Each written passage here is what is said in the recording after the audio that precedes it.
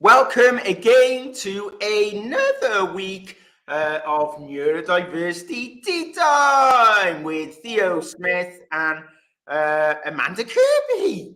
Hello. Good morning to you all. You've just got the two of us, just the two of us, making castles. No, I can't sing. I'll stop. Don't there. You've just got the two of us this week because really we've started to now slot people in. We've got some plans around guests coming in. We're going to start to stretch the imagination in terms of neurodiversity, neuroinclusion, what it looks like, who we get involved in the conversations. This was always about supporting the community. So again, Amanda asked last week, what do you want to hear? And if you're not being specific, because you are turning up and engaging, if you're not being specific, we will find the nuggets, the wonderful nuggets of people out there. And remember, you can catch us on Facebook, on LinkedIn and YouTube live. And then I upload kind of ad hoc these episodes to your podcasting host of choice. So welcome, Amanda, to another week. How has your week gone, Amanda? What have you been up to? I've been out and about this week. I think the last couple of weeks I've been out and about much more, going out to places, traveling to places and traveling to new places where I've never been. And that's been something that can be quite stressful because it can be, you're putting all your energy into presenting information and you've got to travel there, find where you're going. And sometimes I've found in the last couple of weeks, the signposting, the information I'm being given before I go to somewhere is a little bit vague. And, it's here's an address, off you go, with a little bit of extra stuff. That would be really helpful. So the tube is here. The building looks like this. That would really be helpful. It's about 10-minute walk from the tube station or whatever. That would be really useful for me. And also just what's going to happen when I get there. When I get to the building, I'm there and I'm thinking, should I help myself to the coffee? It looks quite good, but, or am I supposed to wait for somebody to provide that for me in this place? What are the rules? So I've been going to new places, and in one place, it was like, help yourself to everything. There was like sweets and chocolates and all sorts of things. It's like a goodie store, and you just could go and help yourself. There was a fridge, and you could open the door and take drinks out. Somewhere else, the rule was sit there, and somebody will come and ask you for something. You can say where it is, and I didn't know what was going to happen next. So I reflected on that. For me, that was a bit stressful, but I could manage. But for some people, that might be incredibly stressful, not knowing where I was going next, what was going to happen. Somebody going to come and get me? Should I ask? It's like in school. Shall I ask? Shan't I ask? What should I say? And then I'm like texting people, hello, I'm here. And I'm thinking, oh dear, I sound very needy now. But then I was watching the time and I'm thinking, but I need to, when you're going on live, it's like 10:00. But when you're on virtually, but when you're meeting people, you're thinking, I need to get set up. What should I do? So it was making me reflect very much on neuro-inclusive practice. And everywhere, if you're a customer, a client, you're somebody visiting, it's a bit like going on holiday. I want to know what's going to happen, when it's going to happen, who's it going to happen with, what's it going to look like, when do I know it's finished, right? When can I go home again? All of that stuff, that would have been really helpful. I think we can it's small stuff. It would help everybody as well. It doesn't need to be just for me. You just do it as standard practice. That would have been really useful. And the other bit for buildings, before I pause, is we find that we have a sign for the way to places. So I asked, where's the loo, right? I was taken along a corridor, down another corridor, and go to this room where I was going to be. And they said, yeah, it's down the corridor. It's on the left, on the right, on the left, on the right. And I managed to find my way there, but very difficult to find your way back. So way marking in buildings, we could really think about the ways to places. You're familiar with a building, it makes sense to you, but if you're unfamiliar, can I find my way? Can I find my way back? Those are just some of the things that I've experienced this week so far. Wow, yeah. Well, it's funny because it makes me think of walks. Pre-kids, me and my wife used to do a lot of walks. We still try, but big country walks, mountain walks. And the books, one of the problems is the books were always old, right? You'd have it out of a library, or you would have got it off someone else, or you've got it. It was, you know, and you realise this book was made in the 70s. And then you realise that, like, the farmers have changed the shape of their fields. And then you're like, how do I get out of this field, right? But the point I'm going here, you think, what is he on about, man? So the point I'm thinking about is, one is perception and view. Yes. And if only one person has had that view and the perception, then their way markers may be different to somebody else's. They may see the big oak tree, whereas somebody else may not understand that's a big oak tree, and they may be looking for other markers on the ground. Absolutely. And if we think about that in the context of a built environment, it's no different, right? Those way markers may be obvious to us when we build the narrative around, here's where you go, here's what you do, here's what to expect. Unless we've double check that with people who see the world differently, right? So when neuro inclusion comes into play, unless we've thought about, well, I may understand these way markers, but let me check it with 5 other people to see what way markers they see on that journey. And then you get this beautiful, yes, there is the oak tree, but also there's the little kissing gate, and there's, you know, and it's not about going left, it's about going a very specific left. To which point? Because otherwise, do they mean left to that corner? Or left at Marks and Spencer's. I was trying to. I had my phone with Google Maps, right, and I can't use it because I don't know. I always seem to have it the wrong way around, right? And I'm thinking, is it up, right? But am I going away from the arrow or towards the arrow? Does that mean I go left? Quite hard to follow. You know, Willow's put up prior knowledge of language and etiquette is a privilege. I think you're right. I think it's that prior knowledge where, like you're saying, we're assuming because everybody else comes into this building every day that everybody else will work it out. And it's not that I got there, right? In fact, what I usually do is I get everywhere really early because I'm so desperately worried about getting late. I do the way over the ADHD thing of getting there hours before in case I'm going to be late because I can't stand the tension of being late. It's not that I couldn't. It's just like with a few indicators, you know, turn left at Marks and Spencer's, walk 200 yards. There's a big building, a silver building opposite a cafe, right? Those sort of things, really helpful because turn left. I can't use Google Maps. I really can't. I find it really difficult to interpret. Or a map of another sort, you know, one of those maps on my phone. I found them all quite difficult. So we got hello from Kenya Kakuma Camp. Wow, great! Wow, that's nice. Great to see you all this morning, and really think about what are your experiences. You know, it's like going to another country, isn't it? And you just you know, you're not sure about the culture. You're not sure about how to interpret the language. I was given an instruction in this one place a couple of weeks ago, which was like, go and press that keypad. You press the other keypad. You'll see which lift you go. Then it'll tell you where to go. Then you go up. And it was like a whole series of instructions of which I couldn't remember them all. And I'm thinking, how many times can I ask you to repeat this, please? You know? Yeah. And it makes you feel embarrassed. All they needed to go, here's some instruction. They could have it written down. Here's little instructions. Press keypad 1, you know, there's different ways of giving the information.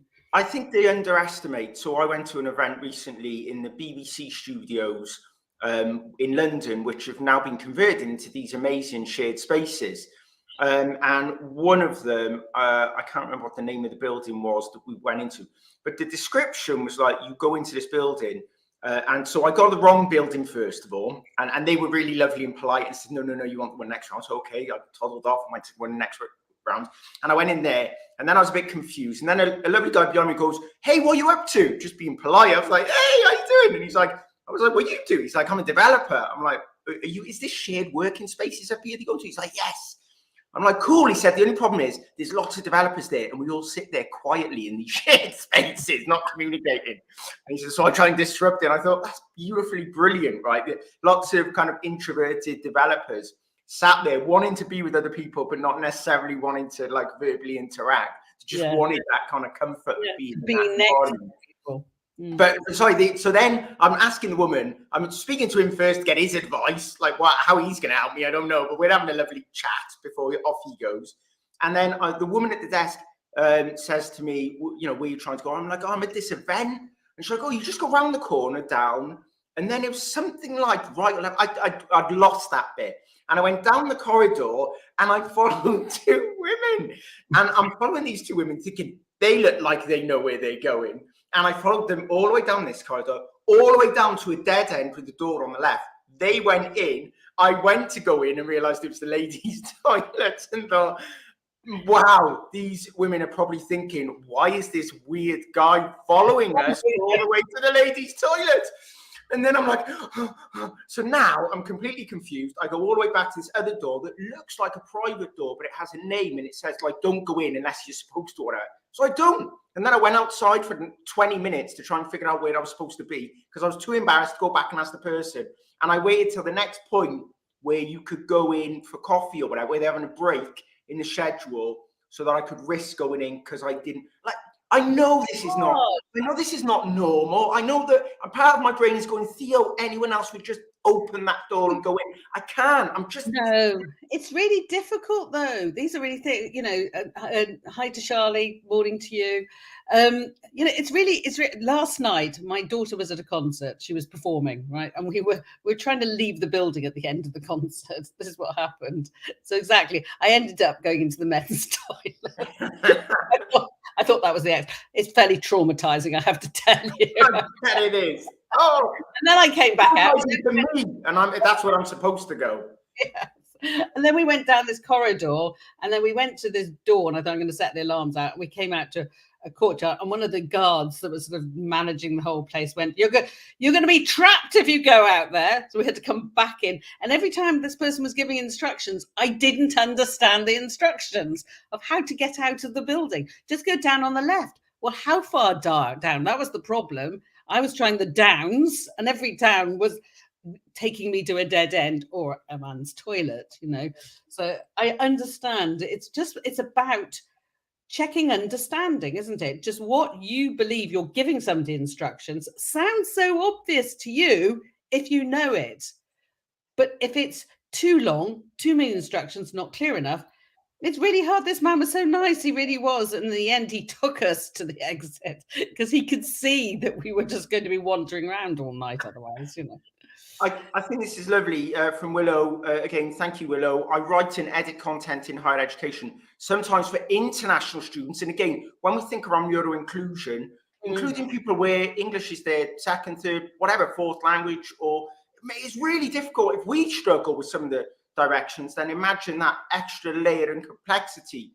And the guidance from the Home Office, for example, uses acronyms, bits of Latin. Changing it into clear language isn't difficult. No.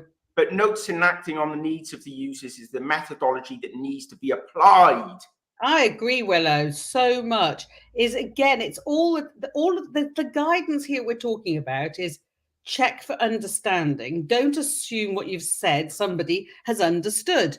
And that goes for dialogue in the workplace. If you're getting management, if you're getting conflict in a workplace situation, stop and go, why here, why now? What have I done that I wasn't clear enough? Rather than sometimes we go, well, he didn't or she didn't or they didn't understand. Well, they obviously weren't listening and we become defensive. I think it's actually flipping it and go, I obviously haven't been clear enough, right? What do I need to do? And having those conversations to go, how do we make this as clear as possible to everybody? And like you saying to it there, test it out, does this make sense? Does it make sense to you? Because it's so easy to go into sort of jargon world, and use acronyms. And we all love to sound important. And that's why legal documents seem to be still impenetrable in terms of their language. It's almost like we need to have it impenetrable to show that it's important. Why? Why does that sort of thing have to be? Why do T's and C's need to be something that you can't understand? I don't understand. Terms and conditions, I should say, actually. So interestingly, this is a nice segue for us today then, Amanda.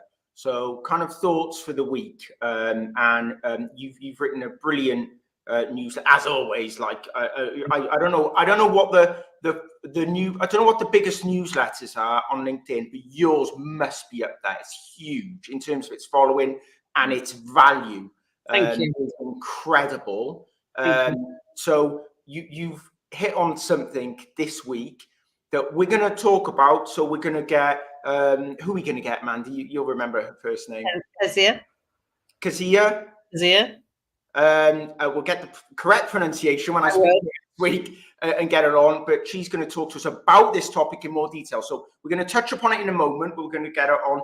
And Graham Huggins is going to come on also in the next few weeks, talking about workplace assessment, assistive technology, and he's a workplace coach as well. So all of those lovely things. We've got these great things, and we've got a few other sessions coming up soon. And if you want to see somebody or hear somebody, then let us know, because we'll get them. I'll convince them, I'll twist their arm, I'll give them a hug or not, or whatever it is that gets them on here. I won't give you a hug if you come on, or I will you, whichever, right? So we'll do it on your behalf.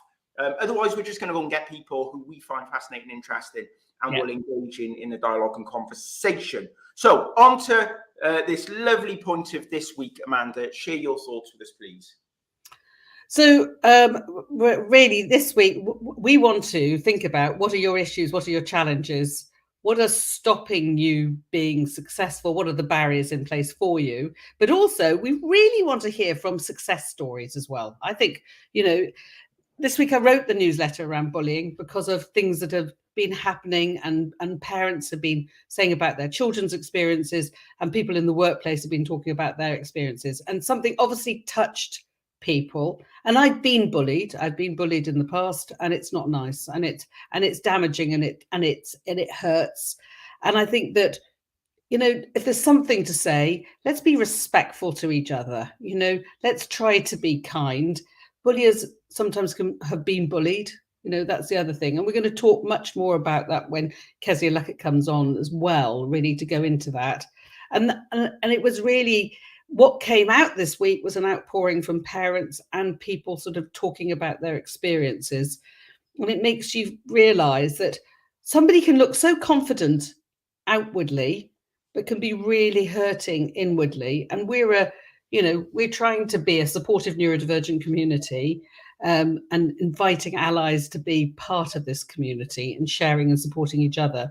And it just made me realize that we really do need to do that and be kind to one another, so that's really important. So leading on to that was my lost dyslexic. So my other bit of news this week was my daughter was performing last night, and she's called Elka. That's her stage name, Elkka. And just so you know, please buy her albums. Not that I'm her publicist. So I went along to I went along to watch her perform, which was amazing. But I had to have earbuds in because it was really, really loud, and it just reminded me of different sensory experiences that we have that are fine for some of us, but are damaging if they're in excess, damaging to our emotions. In this case, it could be damaging to, our ears, in fact, and really have an impact. And for one person, it might be fine, and you might be tolerant to it. But for another person, a loud conversation can be hugely damaging. And in fact, next week's newsletter I'm doing is all about hypers and hypos, actually. So watch for that, because one of those things I have is misophonia.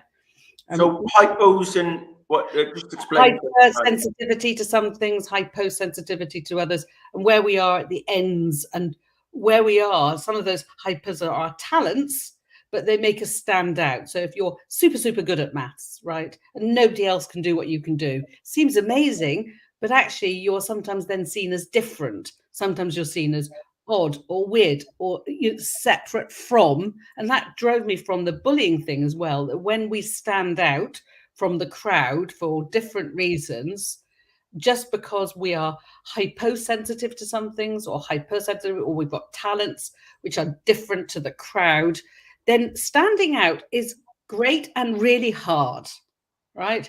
When you have to say, this noise is too much for me, and everybody else is going, yay, and you're going, ah, that's really hard. I have misophonia, so I have a heightened sensitivity to smell. Quite a lot of people who are on the autism spectrum have that, and I find certain smells, certain noises. I hate the sound of crunching, people eating. Can't. Me too. Yeah, Yes, I struggle with it. stand it. So misophonia is that sensitivity to sound as well, right? So I really don't. And I've got misophonia is the sound, hyperosmia is the smell, right? And I find that really difficult. Now, if I keep going, please, can you stop eating? Which I often say to my husband, you're crunching loudly, right?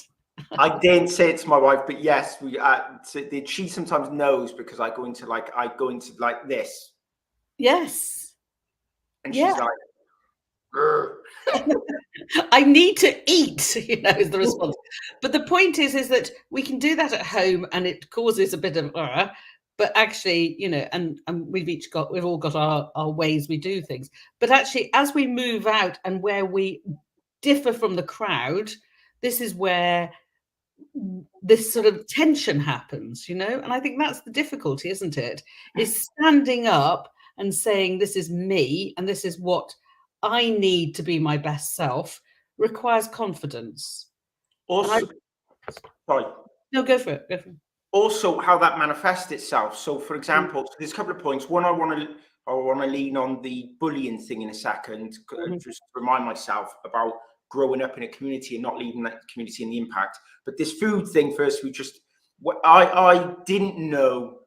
It's only now I'm starting to realize this because I sit next to my wife, and maybe we sit next to each other more now in a way that we didn't before. Like we have limited time. We might have an hour. We're stressed out. So I'm probably in a state of stress anyway, because I think that makes a difference, doesn't it? My daughter's taken an hour and a half to get to bed. It's 9 o'clock. I've had to cook food quickly. We're sat at the TV at 9 o'clock eating. Like, it's not a comfortable place to be.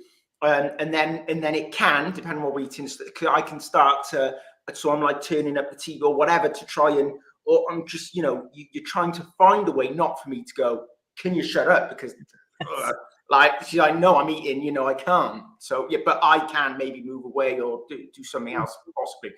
But when I was younger, as a young adult in my 20s, I didn't know what this was. No. I just knew that I couldn't eat in front of people. So it wasn't, it was the sound of me eating that I had an impact with. It often stopped me eating, which meant I lost a lot of weight. I wasn't aware of, I guess that could be an eating disorder, thought of, but it wasn't. It was just, I had a poor connection with food. And the more that connection got worse, the less I ate and the less I needed to eat. And therefore, so I guess what I'm trying to rationalize here for maybe other people watching this and thinking about this as well, is sometimes you're not even aware that what the simple reality is that you don't like the sound of eating or yourself eating, and it makes you uncomfortable, like kissing in public, all these things that are about hugging. To my surroundings. I had a dad saying to me this week that that his child just doesn't like hugging at all. It's uncomfortable. It really is. I think you're right though, because the sort of the misophonia stuff, I got rid of a boyfriend because he ate too loudly when I was a teenager. It's like, no, this is no good. Right? Now, I didn't realize that, but I remember it. I remember that it drove me so mad, his loud crunching, that was the reason I finished with him. It's a good reason, in the moment, because you cannot spend time with that person and you've not had enough of a life to rationalize some of these things out. But where's the compromise? How many relationships, Amanda, have broken down in COVID because two people have not had to sit and listen to each other eat, and all these things have built up that they weren't aware of, that all of a sudden are like this overwhelming amount of tension. And I think it is. It's that sort of, I agree with you. It's that reflection and understanding that these things, a lot of the things that happened when I was a kid and in my early 20s, I now recognize why did I do that? Oh, right. This makes sense to me now. Why did I jump off a staircase, to party? Those sort of things impulsively, not a good idea to do that. But I'm looking back now and going, okay, that makes sense. Why did I avoid eating? Why did I do some of these things that I did? And often it was when there was heightened anxiety. And I think that's an important thing for us to also think about and reflect, is that when your bucket is full, your stress bucket is full, and lots of things are going on in your life, and it might be work is problematic, and it might be now because more people are going back into work, just going on public transport and getting there and coming back is an added tension when you've then got to do things at home, that some of your sensitivities, you're more sensitive to them. Your bucket's full, and whereas you've got some more tolerance when you're less stressed, when you're very stressed, I think you tune into these things. It becomes more sensitive. So that noise, the sound, the smells, that you may actually the rest of the time when you're more relaxed don't come on your radar, and I think that's an important one. It's a measure of how you're feeling as well. And I think that's an important barometer for all of us, isn't it? Is how are we feeling? And if we are feeling these things, measure what's going on. Is your bucket full? Have you stopped doing the things that helped you? Were you going for a walk? Were you reading a book? Are you doing too much social media? Why is this happening now? Are you in a new job? And just to stop and go, is it perimenopause or menopause? Is it all these things? Is it puberty in your child who was coping? Now, the body images that can be, I've seen it with my daughter now, that already, like, the impact of how she sees herself, and then, it's like all of these different things. I mean, it can be changing week by week, dependent on how you feel. It's a dynamic situation. I think that's the bit we've all got to see, that even in the sensory situation, going into this loud place last night, well, I was so excited, and I put my earplugs in. I was standing back. It was brilliant. I enjoyed it, but in a different situation, it would have been far too much. It would have been overload. So I think it is why now, why here? What's changed? I posted something on LinkedIn this week about transitions. We're now getting children planning and young people planning to go to further education, higher education, planning to go to secondary school.